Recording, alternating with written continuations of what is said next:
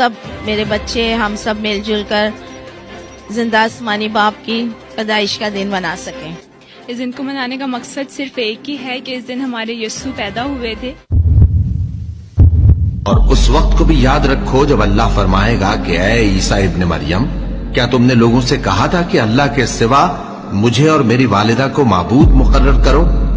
وہ کہیں گے کہ تو پاک ہے، مجھے کب شایع تھا کہ میں ایسی بات کہتا جس کا مجھے کچھ حق نہیں۔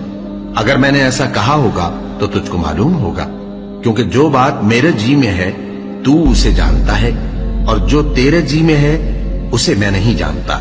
بے شک تو علام الغیوب ہے۔ میں نے ان سے کچھ نہیں کہا بجز اس کے جس کا تو نے مجھے حکم دیا، وہ یہ کہ تم اللہ کی عبادت کرو جو میرا اور تمہارا سب کا پروردگار ہے، اور جب تک میں ان میں رہا ان کے حالات کی خبر رکھتا رہا۔ پھر جب تو نے مجھے دنیا سے اٹھا